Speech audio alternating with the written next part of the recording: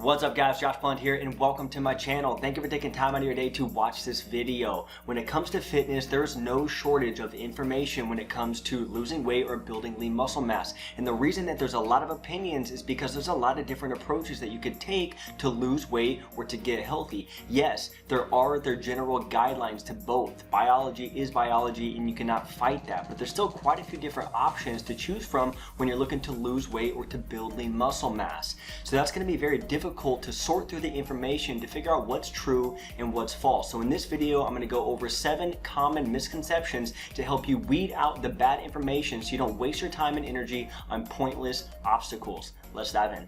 Alright, so the first thing that I want to talk about is that all calories are created equal. This is absolute false. In my opinion, calories need to be separated into calorie-dense foods and nutrient-dense foods. Because if you're eating something like cake or chips or cookies, these are high calorie dense foods. If you eat only one cookie, that's going to be 100 calories. And for one, it's obviously not going to fill you up. And for two, it's going to lead to a spike in your blood sugar, which is going to lead to a crash, which then leads to another craving of junk food. On the other hand, you could eat a pound of strawberries, which is only 150 calories, much more in volume than a cookie, so it's going to fill you up faster, and it also has 8 grams of dietary fiber, which will keep you full for longer periods of time. Whole nutrient-dense foods are going to require more energy to break down, so if you're eating healthier foods, you not only can eat more of those foods, usually, but you're also going to be burning more calories to break that food down. There's no real nutrients in a cookie, so it's not going to require a lot of effort to break that food down, so if you want to maintain a healthy body weight, you're going to need to understand what kind of calories that you're putting in your mouth.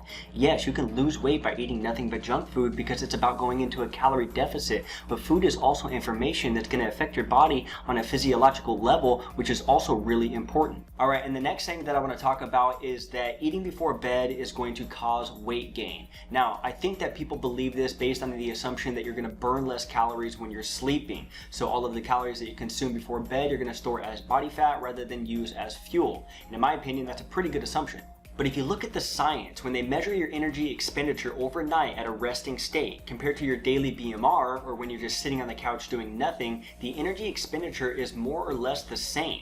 Meaning, if you eat lunch and then you sit on the couch or at your desk using very little energy, you'll burn just as many calories as if you were to eat dinner and then go to sleep. It's best to look at what you're eating and how much you're eating within a 24-hour period or even longer. You're not going to gain a ton of weight overnight. Rather, you're going to gain that weight over time by consistently going into a calorie surplus or eating more calories than you actually burn. If you're looking to maintain your body weight, you need to be looking for a maintenance in daily calories. If you're looking to lose body weight, you need to be going into a calorie deficit on a consistent basis. Don't focus a lot on meal times when we're looking at weight loss or weight gain. Alright, the next thing I want to talk about is the post-workout window for protein intake. Now, as many of you know, when you're working out, you're going to go through a process called protein breakdown, right? When you're breaking down your muscles due to the damage you're doing during the workout. After your workout, you're going to go through a process called protein synthesis. This is a process to where you're in the recovery state to rebuild those muscles. Now, there is a window to optimize this opportunity, but many people think that it's a very small window and that it is your only opportunity. There is a very small truth to that, but there's also some false. It is true that if you don't get the right amount of protein, your body will continue to break down the muscle over repairing it. The longer you wait, the more protein breakdown will happen. It's true that right after a workout, the protein synthesis is the most sensitive. Carbs are also included in this list as well. So it makes sense that all of this is going to lead to more muscle growth and that by hitting this anabolic window, it's going to be very important. But there's a lot of new research that suggests that these claims have some false to them. The studies where this information was brought up tested subjects during a fasted state before their workout. So they were basically exercising in the morning before eating anything. Therefore, it would make sense that more protein breakdown would happen because they haven't had any amino acids for at least 8 hours. But new studies suggest that if you're taking in around 40 grams of protein before your workout, then you'll still hit that anabolic window after your workout. And if you add healthy carbs and fats to the meal as well, then that'll give you roughly a 4 to 6 hour window around your workout to hit that peak in protein synthesis. So with that being said, as long as you have a solid meal before your workout that consists of protein for sure, but even fats and carbs, then your muscle growth is likely to be the same. Alright, moving on. The next one is sugar makes us fat. There are a lot of studies out there that say sugar makes us fat. Even things like fructose or the sugar in fruit is going to be one of the main culprits, they say.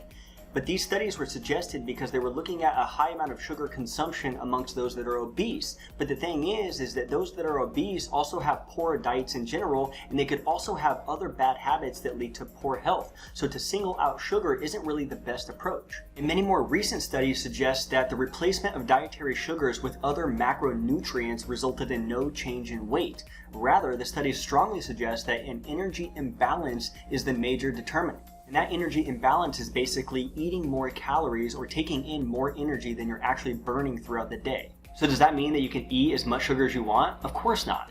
Weight gain comes from going into a calorie surplus by consuming more calories throughout the day than you actually burn on a consistent basis. So yes, if consuming a ton of sugar is going to put you over the edge and make it a lot easier for you to overconsume on calories throughout the day, which is easy to do, then sugar could be bad for you. So it's not really the weight gain effect from added sugar by itself that's the problem. Rather, it's the lack of control, knowing that high calorie dense foods and high calorie dense drinks are going to be easy to overconsume without even noticing. Most of the time, these foods are not going to be satiating, they're not going to fill you up. Junk food is going to be high in calories and high in sugars, which makes it for the perfect nutrient to overconsume without noticing. I think it's more important to focus on the diet and the lifestyle as a whole, and to be more aware of the highly processed and less satiating foods that you're going to be eating throughout the day. Alright, number 5. Scale weight is all that matters. Now maybe it's just my personal opinion, but I think that measuring your body weight on a scale is one of the most inaccurate ways to measure healthy progress. What we need to be looking at is our overall body composition, or our muscle to fat ratio. Muscle doesn't weigh more than fat. I hear this all the time. 1 pound of muscle and 1 pound of body fat is still 1 pound. But muscle is more dense, roughly 18%, meaning it takes up less space than the equal weight in body fat. Many of us will look at the scale after weeks of training and will notice that the scale weight hasn't changed a whole lot, yet our pant size fits better. Interesting. That's because you've gained lean muscle mass and you've lost body fat, which also increases your metabolism. So you lose body fat, yet you gain lean muscle mass. So instead of obsessing over the scale weight and what that looks like, try to focus on a healthy nutrition plan, consistent exercise, and you will get to your goal weight. Alright, number 6, doing crunchies to reduce belly fat. Unfortunately, you cannot spot reduce fat. No amount of crunches is going to melt away a poor diet. Now, you can obviously build up the abdominal muscles and get them to pop a little bit more, but you're still going to need to reduce your body fat to get them to show through a caloric deficit. Now, there was a paper published in the American Journal of Physiology that states otherwise. This study suggested that those in a fasted state are going to burn fat calories specifically given lower amounts of glycogen for fuel at the time. Now, just because you're going to be using body fat for fuel during a fasted cardio state doesn't mean that you're going to lose more body fat overall throughout the day, because now your body is going to store more body fat throughout the day and use glycogen or glucose as its fuel source, so it kind of just equals out. Now, the study goes on to say that subcutaneous fat surrounding the muscles being worked were oxidized more, meaning if you do a bunch of crunches, then you're likely to burn more body fat around the abdomen, or if you do a bunch of squats, then you're likely to burn more fat around the quads. And because you've been exercising in a fasted state, your body is already conditioned to burn fat as fuel. That is now your energy source if you haven't eaten for longer periods of time. And because of that, the muscles that are being contracted, like your abs and your quads in this example, they're going to require more blood flow and oxidation in those specific areas. But let's keep in mind, if you're burning fat for fuel during fasted exercise, your body is now going to store more body fat throughout the day for survival. That's what your body does. It doesn't know that you're trying to go on a diet or that you're trying to spot reduce belly fat or anything like that. All it knows is that fat is an energy source, and if you're burning it for fuel, then it's going to want to store more of that fuel for later. Therefore, if you're burning fat for fuel during a fasted state, you're going to store more body fat throughout the day. So in that case, it kind of just balances out. And there's no real evidence that suggests that you can lose more body fat and get better results over time by spot reducing belly fat or any other areas. All right, and the last thing that I want to talk about is the longer your workouts, the better your results. Now, many people believe that it is essential to work out 2 to 4 hours a day to maximize your muscle growth. And this kind of makes sense because we're taught in life that in order to acquire skills and to get good at something, we need to put in a lot of time on a daily basis. So that makes sense that building lean muscle mass or conditioning yourself would require the same. But it doesn't actually apply when it comes to your fitness. And a couple of things that I want to point out is, number one, the quality of your workout will gradually decrease. So regardless of the type of workout you're doing, it's expected that your workout performance is going to lag as you move through your workout. At some point, your strength is going to decline, as well as your intensity and even your form. All of these things are needed to maximize your growth. Number 2, your body will end up breaking down muscle for its fuel. As your cortisol levels rise and your body runs out of fuel, cortisol will signal your body to break down amino acids to be used for fuel, making all of those gains practically useless. Putting too much stress on your body could keep those cortisol levels high even after your workout, where those cortisol levels are supposed to be dropping at that point. And number 3, no time for muscle recovery. During a workout, you're essentially damaging your muscles, and during the recovery time is when your muscle fibers become larger and more dense or strong.